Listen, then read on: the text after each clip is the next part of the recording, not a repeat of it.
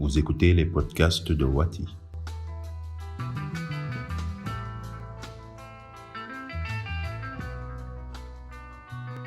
L'initiative Guinée Politique est consacrée à l'élection présidentielle dans ce pays en 2020, mais aussi aux dynamiques nationales et locales et à la valorisation de toutes les régions de la Guinée. Aujourd'hui, comme tout autre pays, l'un des principaux défis de la Guinée est la riposte à la COVID-19. Nous accueillons Issaka Souaré, enseignant à l'Université de Conakry, pour en parler. Quelle est la situation sanitaire relative à la COVID-19 en Guinée?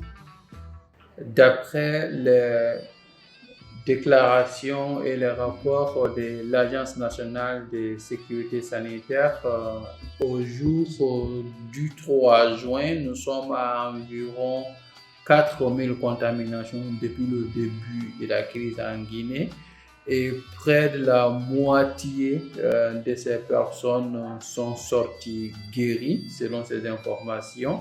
Et il y a un peu moins de 200 personnes qui seraient en situation grave et quelques 600 encore hospitalisés d'après ces rapports. L'impact est bien visible, déjà avec la fermeture des écoles, la fermeture des lieux de culte auxquels les gens sont attachés pour les écoles, les étudiants, surtout avec l'absence ou peu de développement des technologies, problème de communication, ça affecte les étudiants. Et aussi, avec les mesures de distanciation sociale, les problèmes de mobilité sont affectés. Comment jugez-vous le respect et l'efficacité des mesures prises pour lutter contre la pandémie? Pour ce qui est du respect ou de l'efficacité de ces mesures, on peut dire de manière générale qu'il y a le respect de certaines mesures symboliques comme le port des masques, sauf que les bonnes façons de les porter ou la régularité ou l'assiduité de les porter fait défaut parce qu'il y a des gens qui trouvent suffocants ces masques-là ou qui pensent que c'est seulement pour obéir à des instructions du gouvernement plutôt que de se protéger et protéger ses prochains. Ça pose problème. Je pense qu'il y a aussi un problème par rapport à certains éléments des forces de l'ordre qui sont chargés de veiller au respect. Je me souviens, je devais quitter Conakry un jour pour aller vers Dubreka. Dans mon véhicule, les agents me disent non, vous ne pouvez passer dans le véhicule. Alors que je voyais des gens passer, ils ont dit non, vous pouvez garer le véhicule, vous-même vous pouvez passer. Et je leur dis mais le virus c'est avec les hommes, pas avec le véhicule. Mais ça se voyait. Donc je pense qu'il y a ce problème avec les agents chargés de veiller au respect de ces mesures.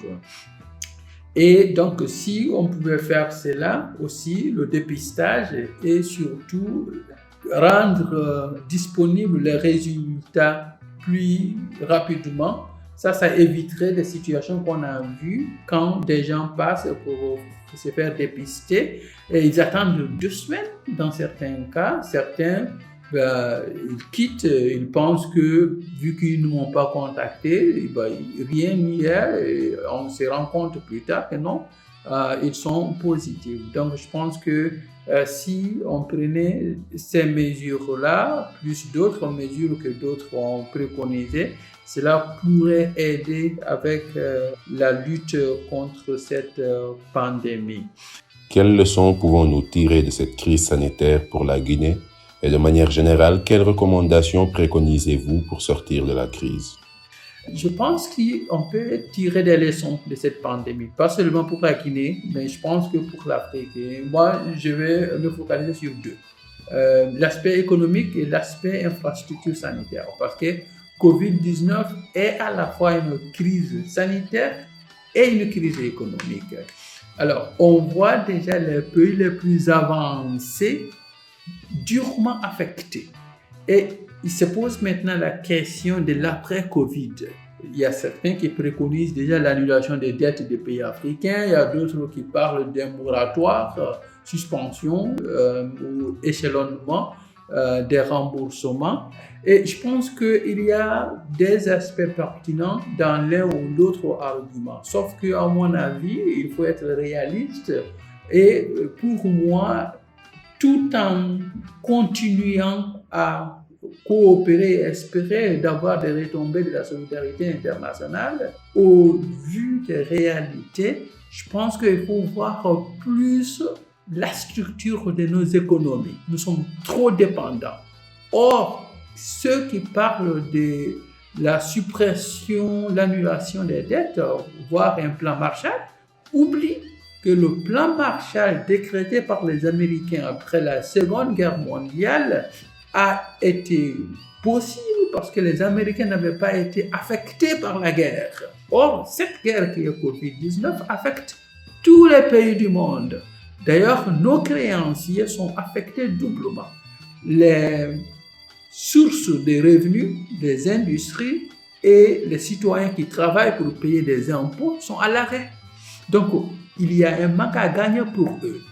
Puisqu'ils sont obligés de mettre la main à la poche pour venir à la rescousse de ces industries dont dépendent leur économie. Donc, à la fois, ils ne gagnent plus de ces industries, mais ils doivent aussi subventionner les compagnies pour leur éviter la faillite et aussi subventionner leurs citoyens au chômage technique pour leur garantir une vie digne. Et c'est à ces gens-là qu'on va demander de nous aider. Ils ont leurs propres problèmes. Et même, quand bien même que certains pourraient avoir de la liquidité politiquement, il pourrait être difficile de justifier. Surtout aussi avec la montée des partis d'extrême droite qui vont leur dire, écoutez, nous avons des pauvres ici, nous avons ceci, nous avons cela, et vous nous laissez pour faire la charité internationale. Donc, il faut donc voir nos économies. Et là, je pense, un certain nombre de mesures. Il faut essayer de rationaliser les dépenses. Il faut réduire le train de vie de nos gouvernements. Il faut assurer la bonne gouvernance économique pour sécuriser nos recettes et cela va nous permettre d'accroître ces mêmes recettes. Il faut capitaliser sur les mesures qui sont adoptées lors de cette pandémie. Télétravail, visioconférence pour réduire au maximum les missions inutiles. On peut faire ça par visioconférence, télétravail, il faut informatiser nos administrations publiques pour augmenter le rendement, mais pour aussi éviter les situations d'arrêt de travail en cas de situation similaire. Il y a l'autre question qui est les infrastructures sanitaires. Normalement, nos dignitaires se soignent à l'étranger. C'est des évacuations. Lorsqu'ils tombent malades, ils sont évacués. Les pauvres, eux, sont aussi évacués, mais au village, pour mourir auprès de leurs. Actuellement, les vols sont cloués au sol, les frontières sont fermées, les hôpitaux sont submergés, sont débordés, pas d'évacuation. Tu tombes malade, tu te soignes chez toi. On n'a pas de garantie qu'il n'y aura pas un autre Covid. Il n'y a pas de garantie qu'il n'y aura pas une autre pandémie. Alors il faut essayer d'avoir des infrastructures dignes de nom, ne serait-ce qu'un hôpital de référence où tout le monde peut se soigner, y compris le chef de l'État. Sinon, vous tombez malade, vous ne pouvez pas être évacué, vous risquez de mourir. Voici donc certaines des principales leçons qui, pour moi, doivent être tirées de cette pandémie. Pour écouter plus de podcasts de Wati sur la Guinée, vous pouvez visiter le site internet www.guinepolitique.org ou suivre Wati sur les réseaux sociaux Facebook, Twitter et LinkedIn. Merci d'avoir suivi ce podcast de l'initiative Guinée Politique.